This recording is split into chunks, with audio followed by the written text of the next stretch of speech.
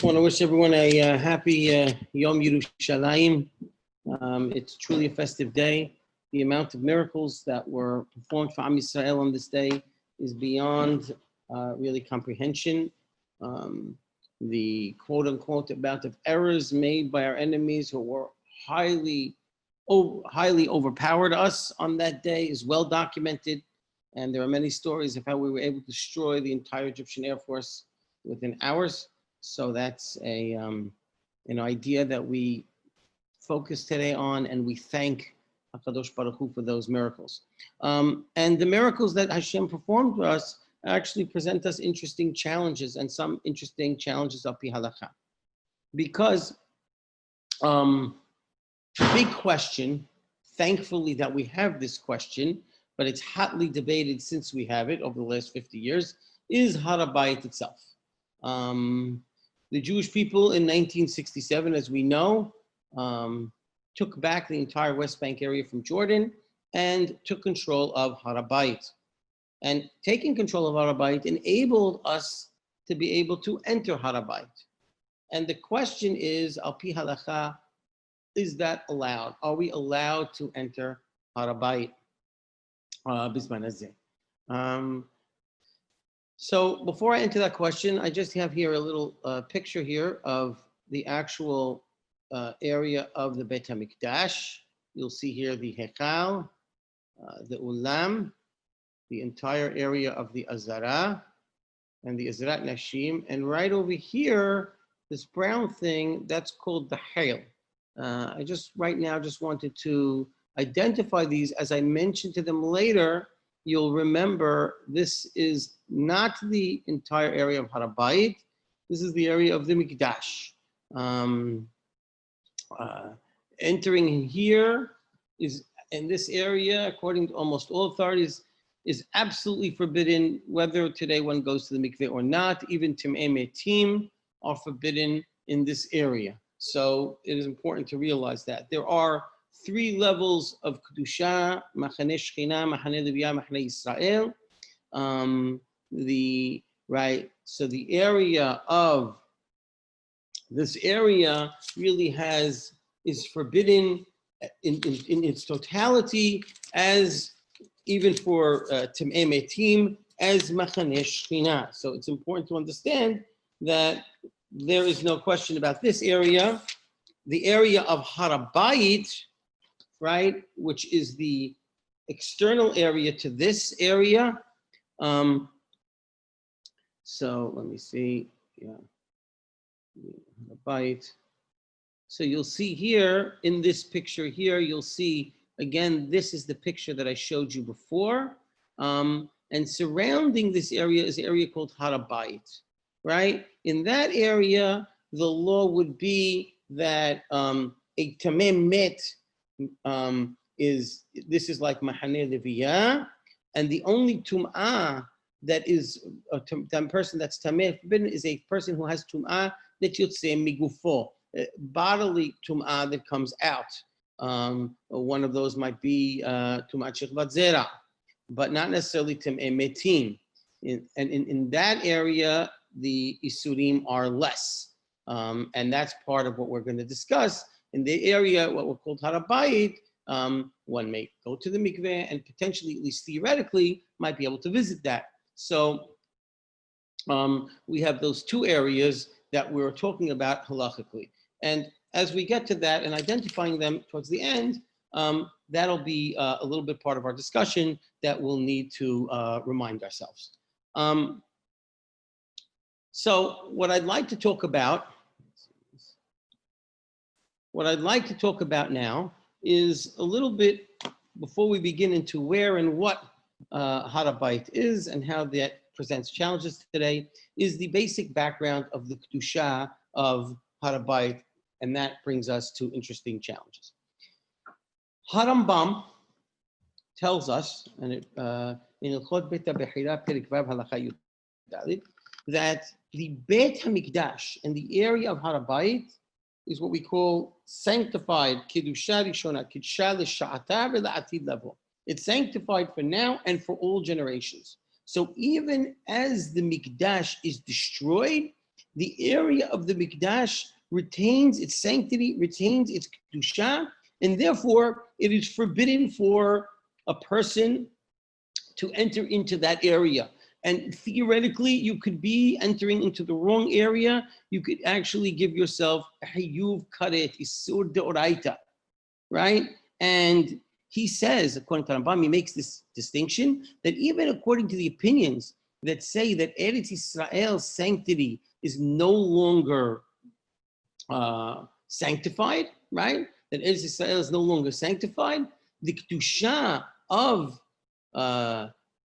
Yerushalayim and the Bet HaMikdash is still sanctified. Why? Because Eretz Yisrael is dependent on capturing, and when we lost that, when we were thrown out, that kivush is gone. But the Bet HaMikdash is representing of the Shekhinah, which Baruch Hashem is still there, and that kedusha, whether it's destroyed or not, is actually is retained. And so, therefore, Rambam says the entire kedusha of the Bet HaMikdash today as if it would be standing, and the severity of going into it illegally of azat is today as in the times of the Bet HaMikdash.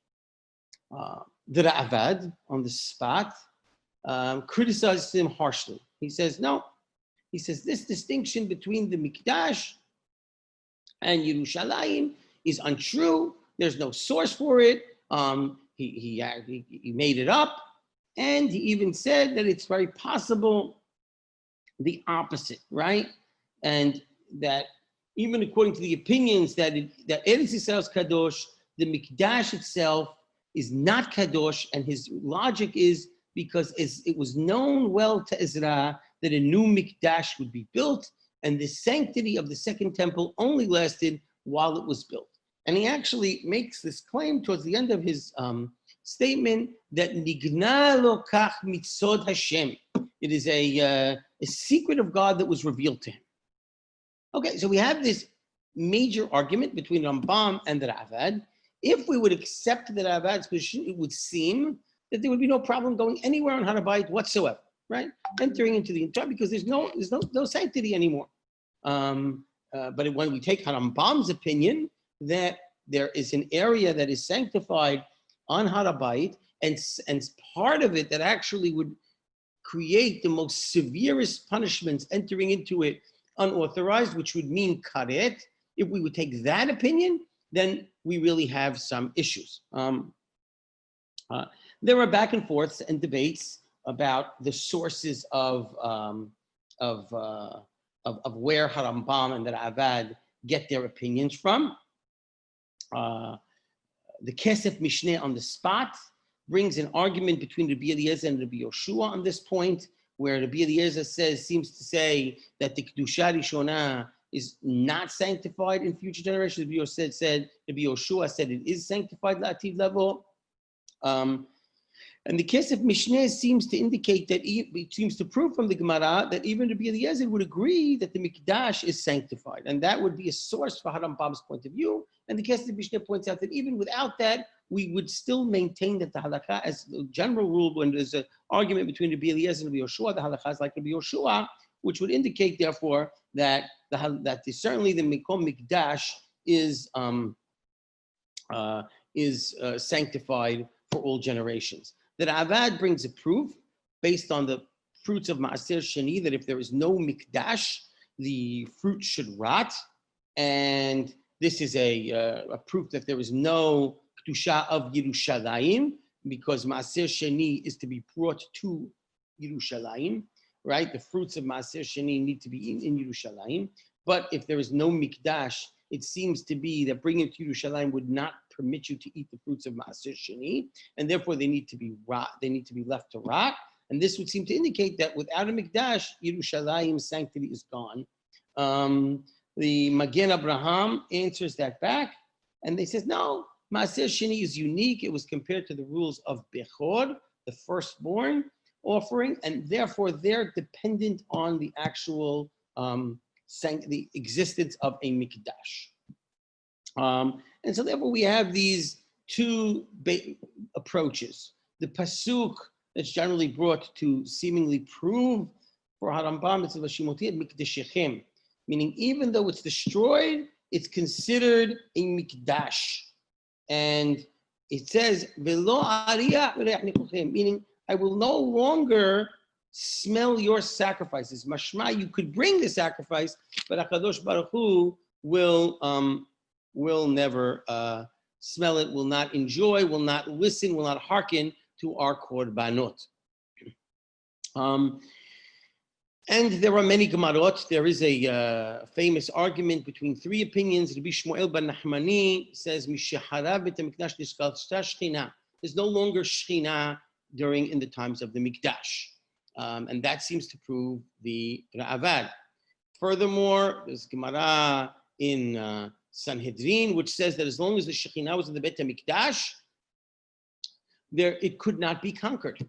And therefore, the Shekhinah had to leave the Mikdash. The Gemara in Rosh Hashanah seems to also say that there were 10 Masaot, 10 travels that the Shekhinah did to leave the Mikdash.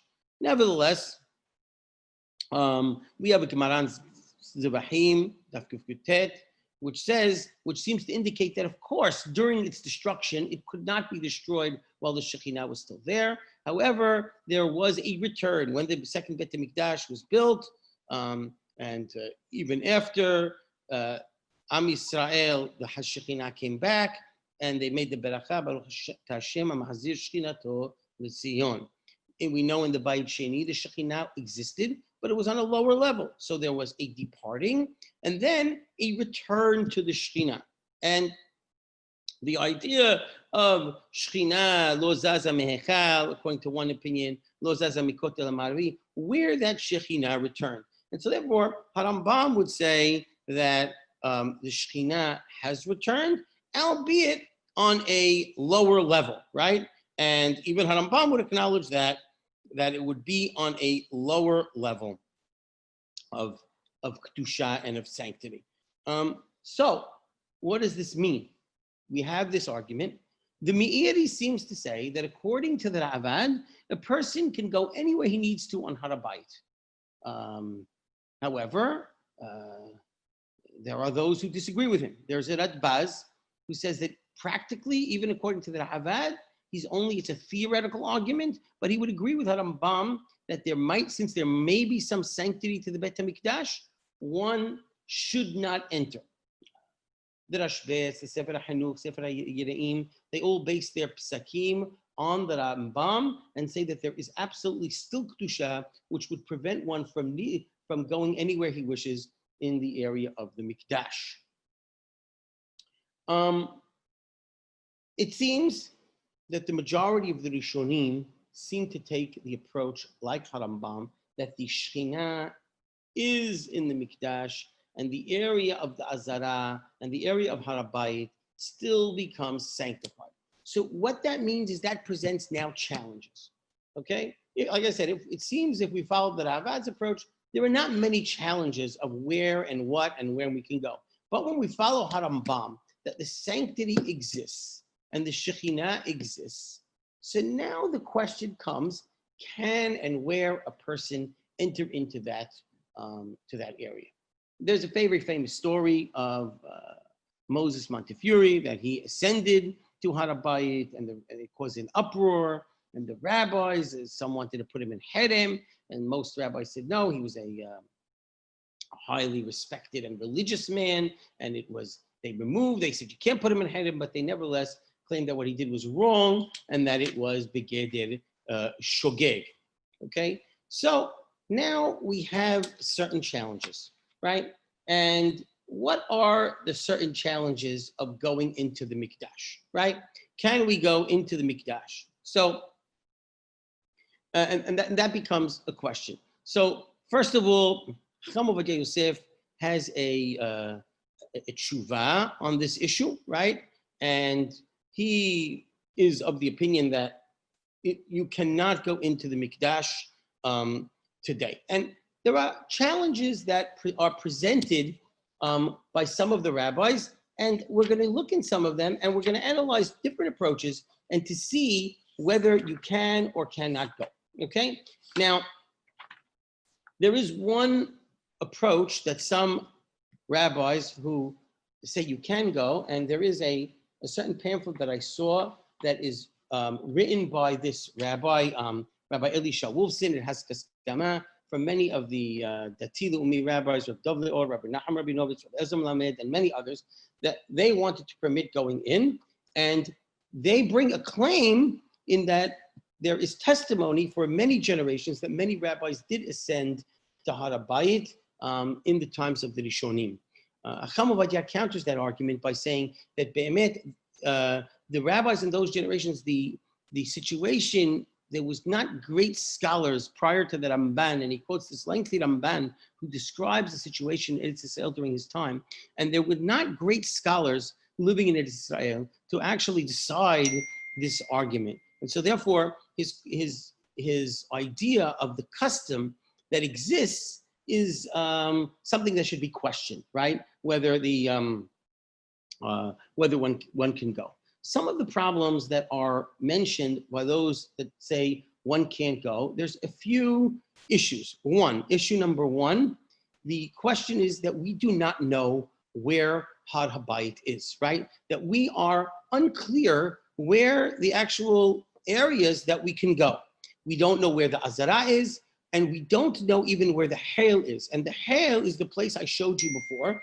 And the Hail itself is perplexing in more than one way, because the Hail is also forbidden to go in, as the Azara according to Rambam. And the question if the Hail is, how big is it? According to many, it says it's what we call 10 amot, 10 cubits wide. But Harambam seems to say that's not an issue of width, but that's a measurement of depth. Now, if that's a measurement of depth, and we don't know the width, that further provides question of where and when we cannot, where we can go and where we can't go. Those who permit, right, will make the argument that the area of the dome, which is based on the Radbaz, is the actual area of the Kodesh Kodeshim. This is the Even HaShtiyah. And therefore, we have, if we make that assumption, and the Kodesh Kodeshim, and we can draw from there the entire area of the Azara, then we can know, as this blue area is the areas that are forbidden. And therefore, here is the area of the Kotel Ma'aravi, here is the area you enter, and they draw a path where you could safely walk and not get into any issues of going into a place that you're hayav karet. However, other rabbis, Chamovadja among them, claim that this distinction of the Radbaz, I said that was the Radbaz's argument, that is very weak. In fact, the Radbaz, we see many inconsistencies in his argument, because the Radbaz actually thought that the wall of the Kotel HaMa'aravi really was a wall of the Azara, as he identified it, and we know it's a wall of the Har HaBayit.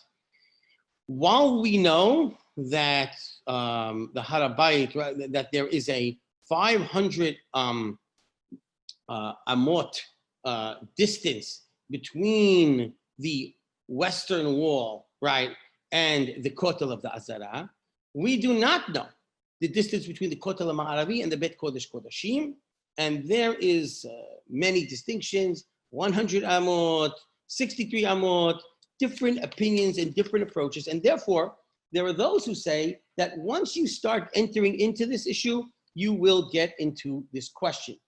In addition, you have that extra question with the hail, which according to some is a problem. So again, do we have the identification of the Radbaz? Is that halakha ma'aseh or not? And that Radbaz also, that issue presents a difficulty. Rabbi Avi Silvetsky, the son-in-law of Rabbi Yaakov Shapira, who was the son of Rabbi Abraham Shapira, the former chief rabbi of Israel, the student of Rav Tzvi Yehuda Kook, and of course, Rav Tzvi Yehuda Kook was a student of his father, Rav Kook.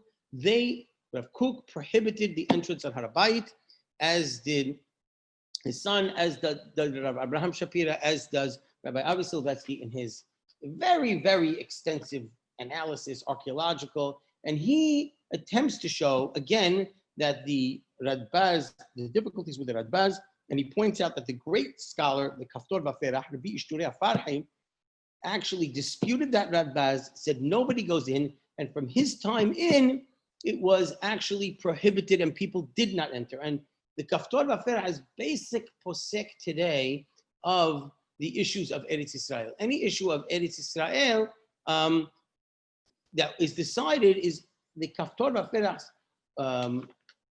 authority seems to be almost undisputed on the issues when it comes to Eretz Israel. So we have that argument that is this debate. I remember personally hearing Hamabadia very harshly saying anytime one goes even from the southern side, from Shara Mughribi, he's getting into a Safek Karet. And he took a very strong stance on that. That, in addition to the issue of the Hail, becomes a problem.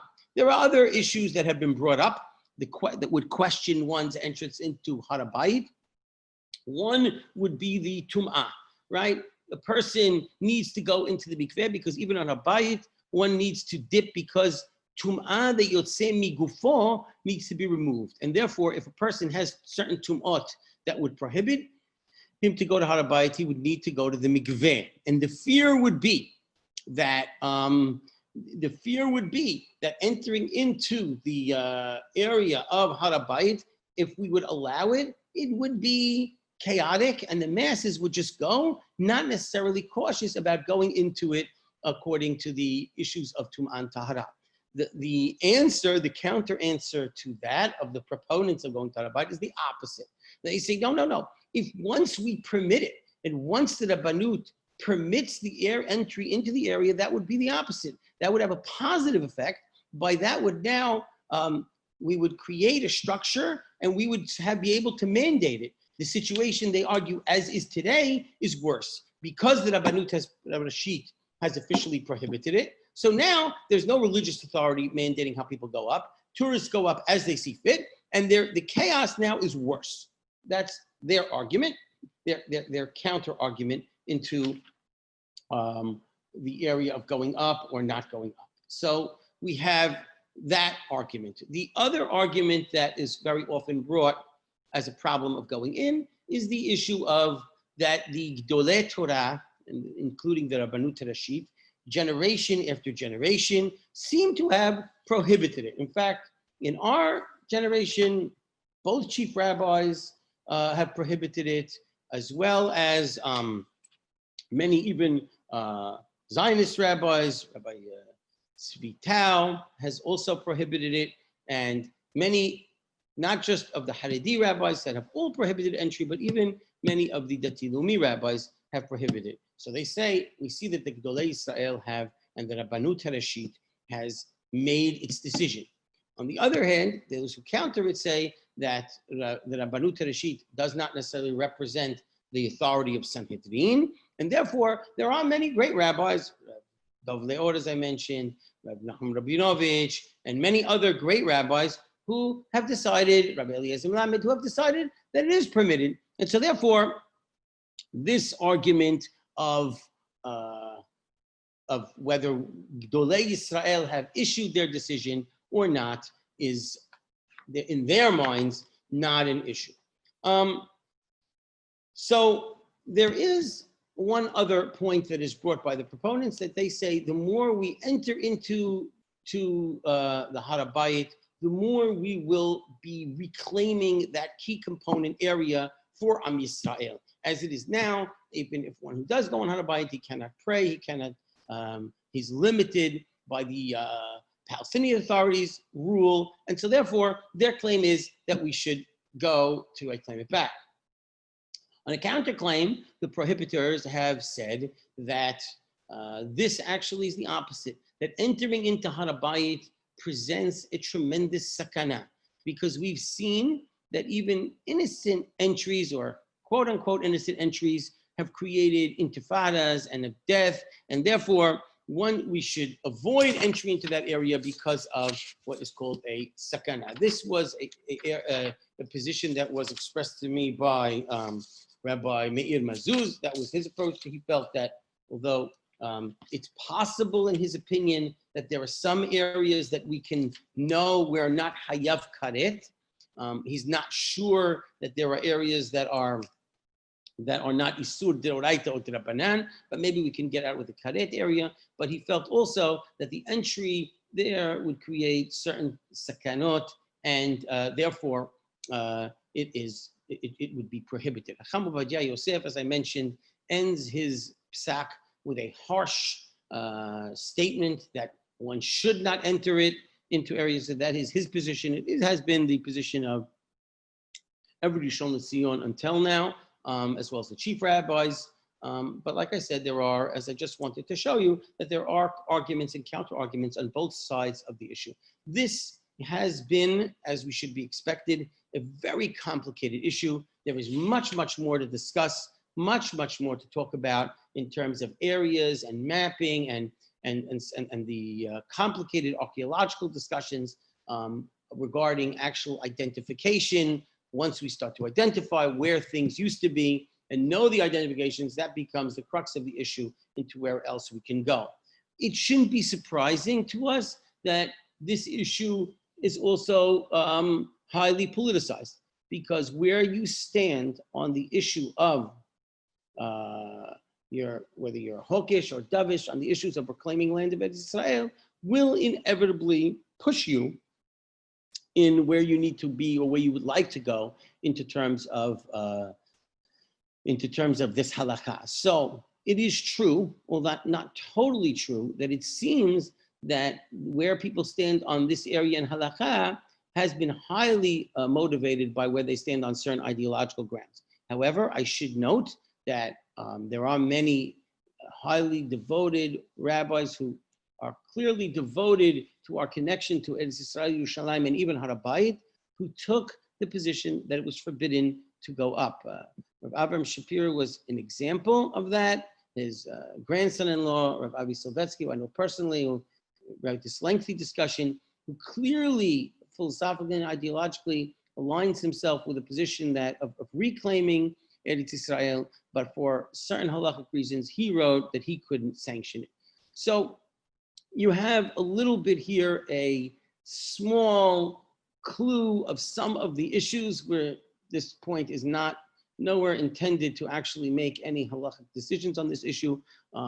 Anyone who wishes to question this issue should, before he goes, know the issues, ask a competent rabbinical authority aware of these issues and that understands the complexity of these issues, and really ask that rabbinical authority whether it's been. One should not just assume that since you're able to go on bar mitzvah trips, you should just go. Or because your tour guide says that's a good thing to do, let's go. Really, one should be sensitized to this issue. One should ask, like as I said, a competent halachic authority that is well versed in this specific issue, and they should help them make that decision and should be aware of this halakha.